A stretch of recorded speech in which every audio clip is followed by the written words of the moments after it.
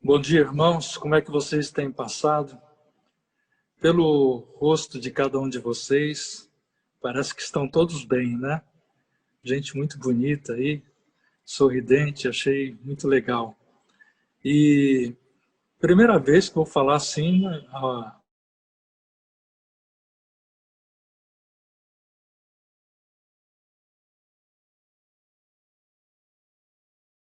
bênção para o Senhor, do Senhor para conosco. Irmãos, esta manhã eu vou falar sobre um assunto que confesso que eu relutei muito para abordar. É um tema que acredito não seja tão agradável de se ouvir numa manhã de domingo. Eu tenho sempre procurado falar sobre assuntos que possam trazer algum encorajamento, uma palavra de conforto para a igreja. Afinal, nós já temos durante a semana tantos motivos de aborrecimentos, nós temos tantos desafios para serem enfrentados, tantos problemas para resolver, que numa manhã de domingo, a gente sempre gostaria de ouvir uma palavra de refrigério. Entretanto, Deus me revelou um texto esta manhã que me deixou muito incomodado.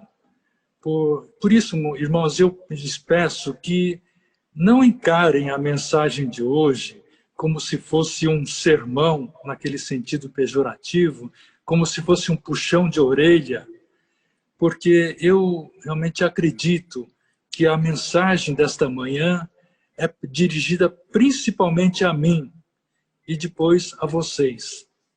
E o texto que Deus me trouxe esta manhã está lá no livro de Isaías, capítulo 5, versículos de 1 até 6. Isaías, capítulo 5, versículos de 1 até 6. E a versão que eu escolhi foi a da NVI, que apresenta uma linguagem mais simples, porém é muito objetiva, muito clara, e acredito que se presta muito bem, é muito adequada para o nosso entendimento nesta manhã. Então eu vou ler aqui o texto de Isaías, capítulo 5, versículos de 1 até 6. E diz assim: Cantarei para o meu amigo o seu cântico a respeito da sua vinha. Meu amigo tinha uma vinha na encosta de uma fértil colina. Ele cavou a terra, tirou as pedras e plantou as melhores sementes, as melhores videiras, construiu uma torre de sentinela e também fez um tanque de prensar uvas. Em alguma versão está escrito lagar. Ele esperava que desse uvas boas, mas só deu uvas azedas, uvas bravas em outras versões. Agora, habitantes de Jerusalém e homens de Judá, julguem entre mim e a minha vinha. Que mais se poderia fazer por ela que eu não tenha feito? Então, por que só produziu uvas azedas quando eu esperava uvas boas? Pois eu lhes digo o que vou fazer com a minha vinha. Derrubarei a sua cerca para que ela seja transformada em pasto. Derrubarei o seu muro para que seja pisoteada. Farei dela um terreno baldio. Não será podada nem capinada. Espinheiros e ervas daninhas crescerão nela.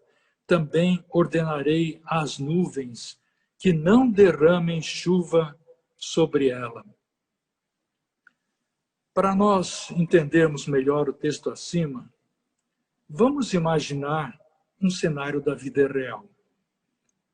Uma empresa contratou um empregado para executar determinada tarefa. Ela fez um exame de seleção e escolheu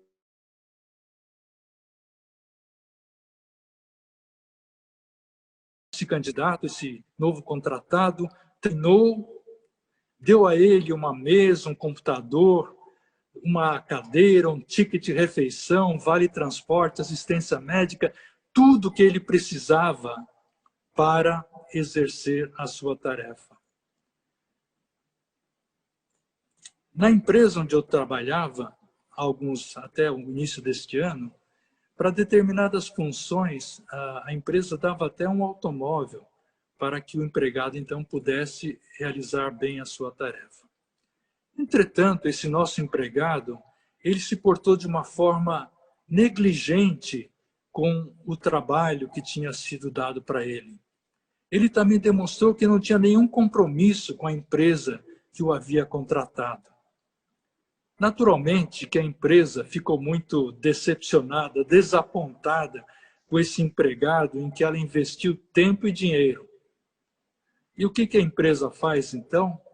A empresa simplesmente demite o empregado e contrata outra pessoa. É simples assim. E no texto que nós lemos de Isaías, nós também vemos a parábola de uma pessoa que ficou muito decepcionada com a vinha que ele havia plantado. Esta pessoa, referida no texto como sendo um amigo, é o próprio Deus. E no versículo 1 nós vemos que o meu amigo tinha uma vinha na encosta de uma fértil colina. Não era um terreno qualquer, era um terreno muito fértil, onde ele esperava que tudo que ele plantasse desse bons frutos.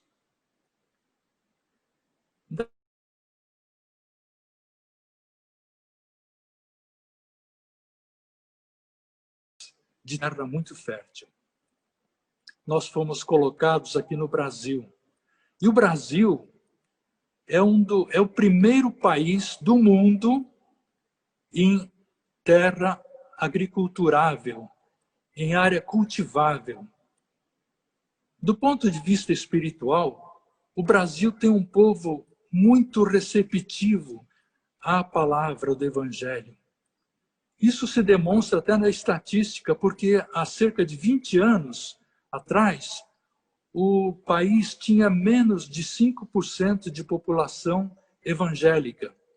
E hoje, já somos cerca de 25% da população deste país.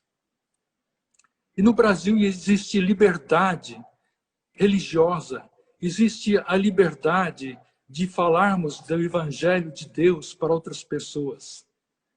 Entretanto, irmãos, quando algumas vezes nós ficamos sabendo de pessoas que necessitam de receber a palavra do Evangelho, pessoas que necessitam receber uma palavra de conforto, muitas vezes nós ficamos imóveis, ficamos como se não fosse com a gente.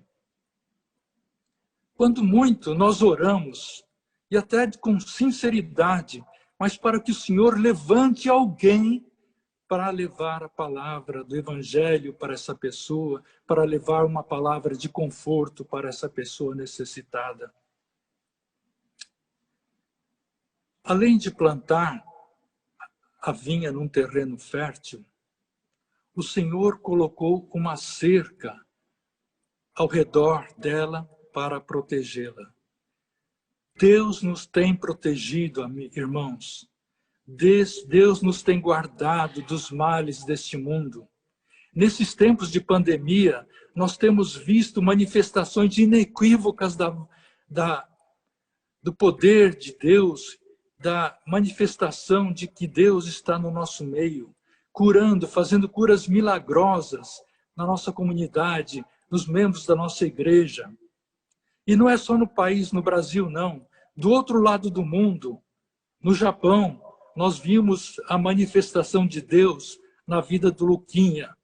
Essa criança com 8 anos de idade, que nasceu com uma anomalia no seu coração, uma anomalia grave, e que foi operada recentemente, e que, na melhor das hipóteses, esperava-se que ele tivesse que ficar pelo menos 3 semanas internado. Foi uma operação delicada, a peito aberto. E, no entanto, depois de 10 dias, nós já pudemos ver o Luquinha colhendo frutas na hortinha que o pastor Márcio tem lá no fundo do quintal.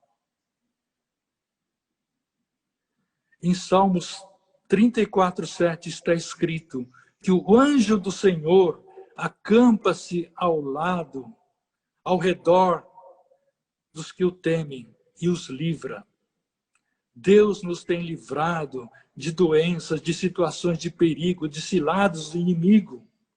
Se hoje você está aqui me ouvindo, é porque Deus tem guardado a sua vida. Deus o tem preservado dos males que tem este mundo. A Bíblia diz que o diabo vem para roubar e para destruir. E ele não tem feito outra coisa a não ser planejar a tua morte e a sua destruição. No entanto, você continua de pé porque Deus o tem guardado. Muitas vezes de perigos que nós nem sequer tomamos conhecimento. Imagine o que seria de nossas vidas se Deus retirasse de nós a sua proteção. Nós não sobreviveríamos um minuto sequer. Além de proteger aquela vinha, o texto diz que Deus limpou as pedras que estavam no terreno. Na nossa caminhada, ao olharmos para trás, nós vamos ver quantas pedras Deus retirou do nosso caminho. Pedras que poderiam nos fazer tropeçar, pedras que poderiam ser um empecilho ao nosso desenvolvimento, pedras que poderiam impedir de constituirmos família. Deus tem protegido, Deus tem tirado pedras que seriam intransponíveis para nós. Deus tem aberto portas para a solução de problemas que para nós seriam insolúveis. Tem aberto portas para oportunidades de trabalho, tem aberto portas para oportunidades de reconciliação com pessoas amadas. E ainda no versículo 2, a Bíblia diz que Deus plantou vides escolhidas. Deus poderia ter plantado qualquer muda, porém Ele escolheu as melhores vides. Deus escolheu você entre tantas outras pessoas. Ele já te conhecia antes de você nascer. Em Salmo 139 está escrito que Ele viu você ainda como substância informe no ventre da sua mãe.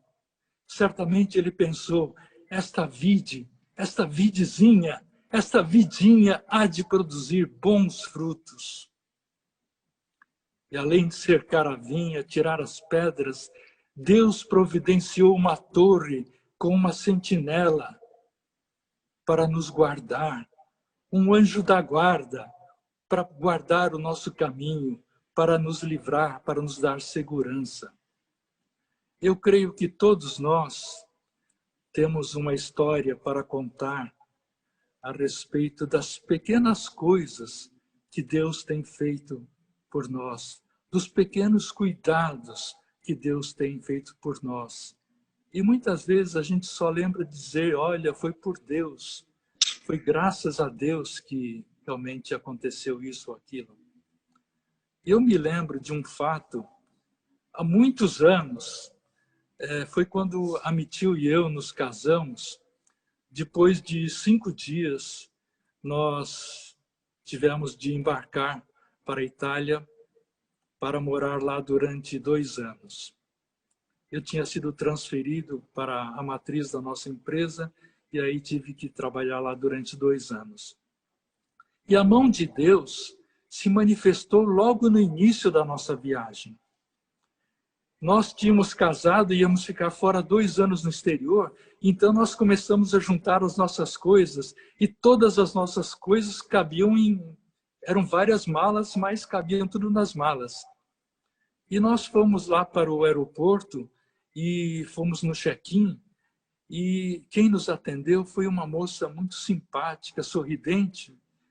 E ela, quando viu aqueles 2 jovens lindos, com tantas malas, ela chegou e perguntou para nós, mas vocês estão em lua de mel? Eu falei, mais ou menos, né? Porque nós vamos para a Itália agora, casamos recentemente, vamos para a Itália e esperamos passar lá 2 anos de lua de mel. E ela falou, parabéns, então eu vou reservar para vocês um lugar muito especial. Tem aqueles assentos que só tem de 2 lugares e que não tem bancos na frente. Então, vocês vão poder ficar bem mais confortáveis, à vontade, e vocês vão poder chegar lá na Itália mais descansados. Nós agradecemos muito por esse cuidado e pensamos realmente Deus está com a gente. E aí nós fomos para o embarque e o avião decolou, foi tudo bem. E durante o voo, eu comecei a ler um dicionário de italiano, porque eu não sabia falar uma só palavra em italiano. Nem mesmo buongiorno eu não sabia falar. E aí eu estava lá tentando decorar algumas palavras, quando eu senti que tinha alguém me observando. Aí eu olhei para o lado, e do outro lado do corredor tinha um senhor de meia idade, mais para mais idade do que para meia idade, e estava lá do lado uma senhora também, que eu imaginei fosse a esposa dele, e também uma filha adolescente. E quando eu olhei para esse senhor, ele deu uma risada e fez assim. E eu também dei um sorriso para ele e continuamos viagem, foi isso que aconteceu. Aí chegamos lá em Milão, na Itália, era tarde da noite, já era mais ou menos umas 11, 11h30 da noite, e fazia um frio de rachar. Porque nós chegamos lá no meio do inverno, chegamos no mês de janeiro lá na Itália. E além do frio, estava maior chuva. E aí nós passamos pela imigração e ficamos naquela expectativa de receber as nossas malas, as 500 malas que a gente tinha levado, e graças a Deus chegaram todas as malas. Aí botamos lá em 2 carrinhos e fomos para o saguão do aeroporto para pegar um táxi para a gente ir para o hotel. Aí chegando no salão, surpresa, não havia táxis porque estavam em greve, os taxistas todos estavam em greve. Aí ficamos pensando, e agora, né? Agora a casa caiu. Nós, num país estranho, sem saber falar a língua, já quase meia-noite, maior frio, maior chuva, como é que a gente ia para o hotel?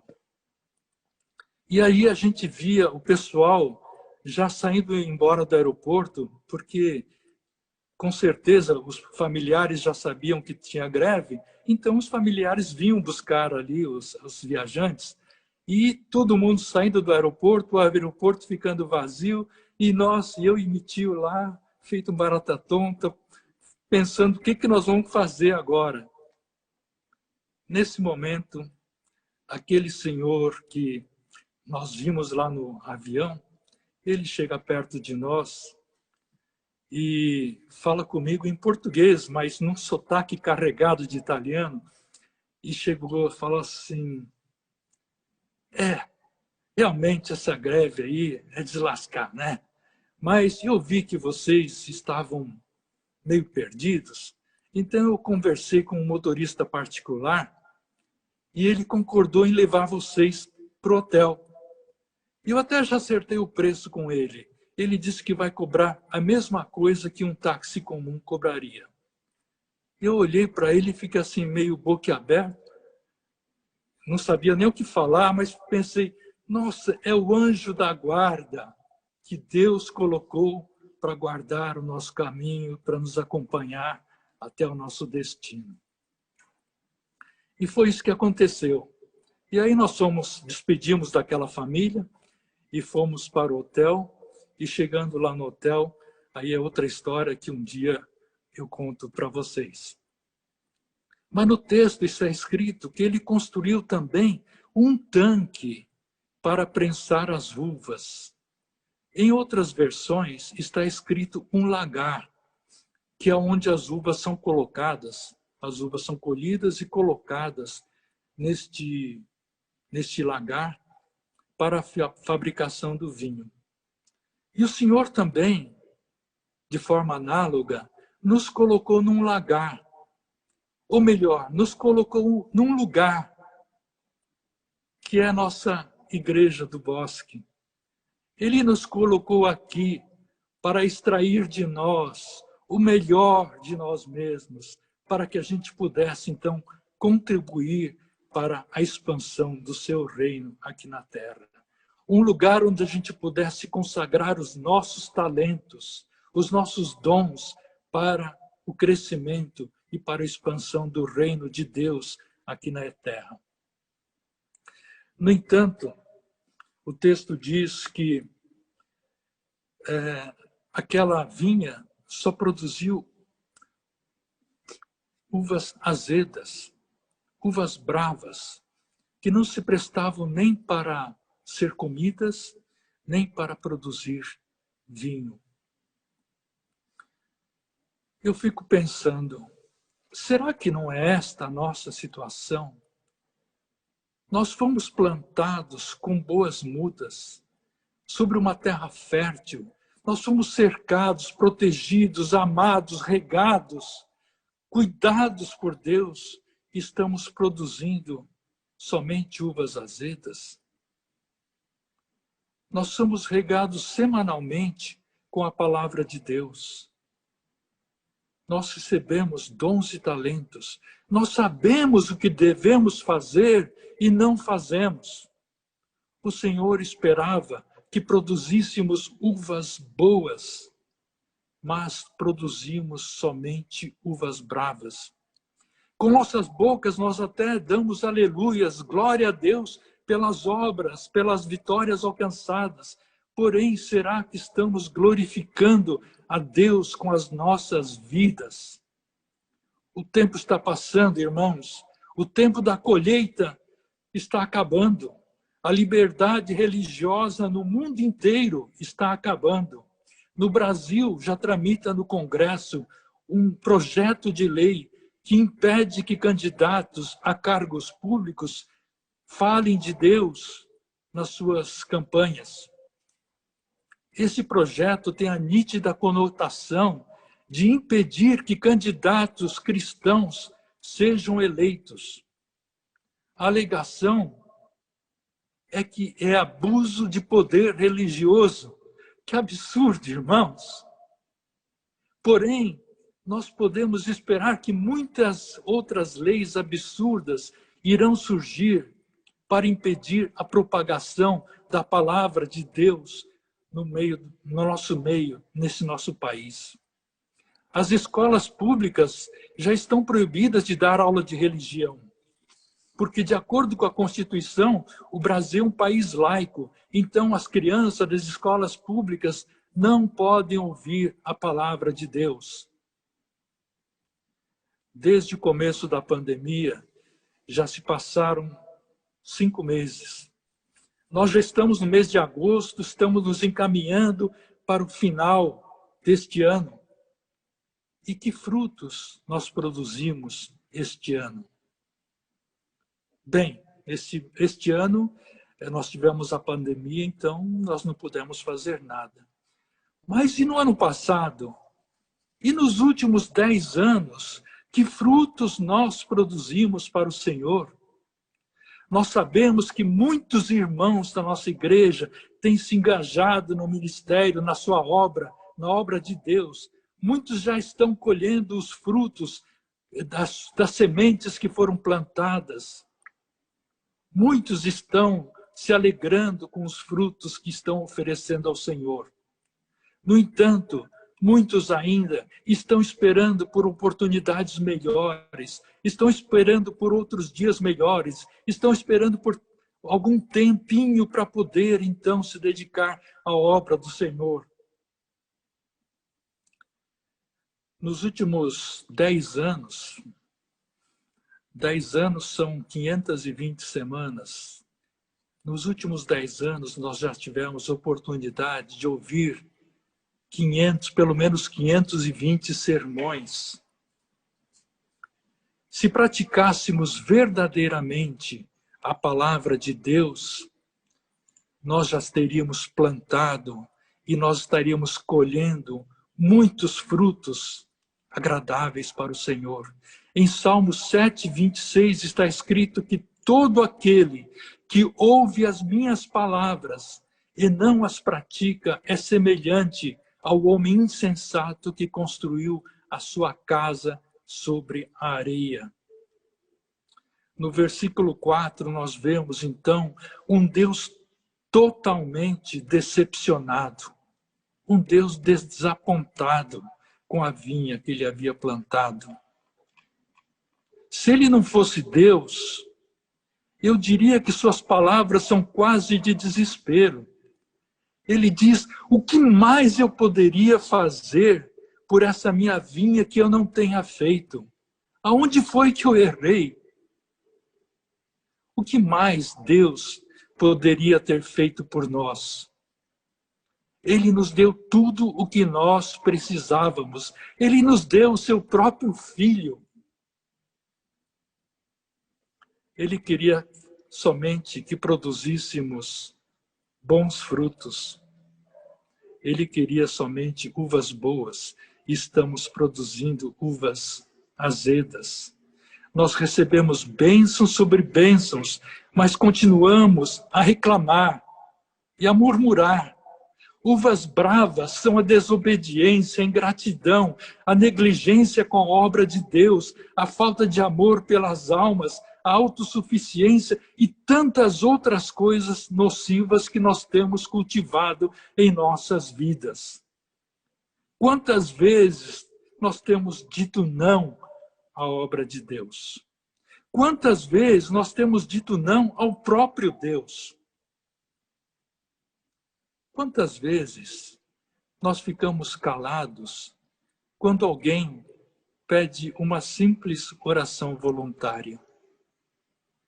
Quantas vezes nós deixamos de dar o nosso testemunho quando nós sabemos que outras pessoas poderão ser abençoadas pelo nosso testemunho, por terem vivido, porque eles podem ver o que aconteceu em situações semelhantes a que eles estão vivendo?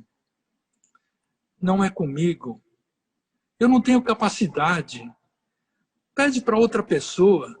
São palavras que nós estamos constantemente colocando em nossas bocas. O que você faria se estivesse no lugar de Deus? Nós vemos no texto que Deus toma uma decisão. Ele diz: eu derrubarei a cerca para que a vinha seja transformada em pasto. Se a vinha não produz uvas boas, ela só serve para pastagem, só serve para ser comida e pisada pelos animais. Se Deus tirar a cerca que nos protege, se Ele retirar a sua misericórdia, o que será de nós? Diz ainda que Ele transformará a vinha em terreno baldio, em deserto.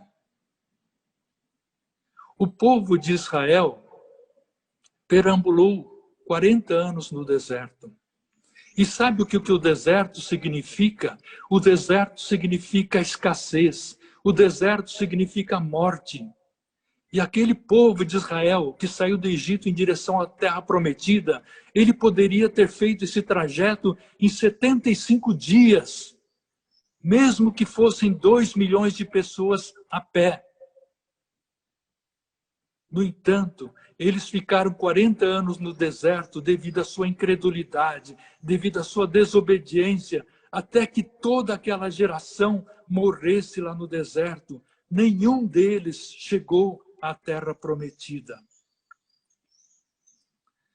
E a Bíblia diz também que a vinha não será mais podada, não será mais cuidada, não será mais regada. Que espinhos nascerão, que ervas daninhas nascerão ao redor da vinha. E sabe o que são esses espinhos? Esses espinhos são as tribulações, as provações, as tormentas da vida. E ainda tem mais. A Bíblia diz, o Senhor diz que dirá às nuvens que não derramem mais a chuva sobre a vinha. E o que a chuva significa? A chuva significa as bênçãos de Deus que têm sido derramadas a cada dia sobre nossas vidas e que essas chuvas e essas bênçãos secarão. Você pode estar pensando, será que Deus é tão cruel a ponto de nos castigar desta forma? Não, queridos, não é o castigo de Deus. São simplesmente as consequências da nossa desobediência, da nossa negligência para com a obra, a nossa falta de compromisso para com o Senhor. Voltando à nossa ilustração do começo da mensagem, aquele empregado que foi contratado e que se mostrou negligente com o seu trabalho, que se mostrou tão sem compromisso com a sua empresa, ele foi demitido e foi contratado uma outra pessoa. Será que nós também queremos ser demitidos, ser excluídos do reino de Deus, ser excluídos do aprisco do bom pastor? Irmãos, eu não estou falando da salvação pelas obras. A salvação não é pelas obras. No entanto, as boas obras são reflexo de um coração regenerado, um coração transformado por Jesus. O próprio Jesus diz em Lucas 8:21, minha mãe e meus irmãos são aqueles que ouvem a palavra de Deus e as praticam. Será que quando nós chegarmos diante do nosso Senhor, diante do trono de Deus, Ele dirá, servo bom e fiel, foste fiel no pouco, sobre o muito te colocarei, entra no gozo do teu Senhor. Ou será que Ele dirá, não vos conheço? O alerta que o Senhor nos faz esta manhã é, leve a sério a vida cristã. Será que queremos ser como castelos de areia que construímos na praia e que se desfazem com a primeira onda? Até quando vamos viver somente desfrutando das bênçãos de Deus? Até quando vamos viver querendo que o Senhor nos proteja, que nos guarde, que nos dê suprimento, que nos dê prosperidade, sem darmos a Ele a única coisa que Ele nos pede, que são bons frutos? Ele cuidou de mim e de você até o dia de hoje, com muita paciência, para que produzíssemos bons frutos. É só isso o que Ele quer de nós. Reflita sobre a sua vida, irmão, irmã. Não sabemos quanto tempo ainda temos pela frente, não sabemos quanto tempo ainda nos resta, mas vamos tornar esse tempo a melhor fase da nossa vida, a fase mais produtiva. Nós não temos tempo a perder, nós não vamos desperdiçar o tempo que nós temos pela frente, vamos deixar as marcas de nossa passagem por este mundo, vamos deixar as nossas digitais na vida de pessoas. Não vamos deixar este mundo como se nós nunca tivéssemos estado por aqui. Produza bons frutos enquanto é tempo. É isto o que Deus pede de nós, que pede de mim e pede de você. Vamos orar. Pai de amor, nós queremos te agradecer, porque o Senhor tem nos abençoado a cada dia com bênçãos incontáveis. Nós queremos te agradecer, Senhor, porque o Senhor tem tirado as pedras do nosso caminho, as pedras que poderiam nos fazer tropeçar. Nós queremos te agradecer, Senhor Deus, porque pelos teus cuidados nas pequenas coisas. E nós queremos nesta manhã, Senhor Deus, reconhecer que nós não temos produzido os frutos que o Senhor deseja de nós. Nós temos, Senhor Deus, sido negligentes com a nossa obra. Nós temos perdido, Senhor Deus, oportunidades de falar de Ti. Nós temos perdido oportunidades de fazer crescer o teu evangelho, de aumentar o reino de Deus aqui na terra. E por isso, Senhor Deus, nós queremos pedir que o Senhor coloque em nós um novo coração, um coração disposto a te obedecer, um coração disposto a te servir, Senhor Deus, para que possamos produzir os frutos agradáveis para ti, Senhor. Este é o desejo do nosso coração. Por isso nós oramos no nome de Jesus. Amém. Amém e amém, irmãos. Obrigado pela sua paciência. Perdão pelas palavras que muitas vezes foram duras, mas... E não matem o mensageiro, porque o mensageiro é somente portador da palavra que o Senhor tem para cada um de nós. Devolvo a minha palavra aqui ao nosso dirigente. Obrigado.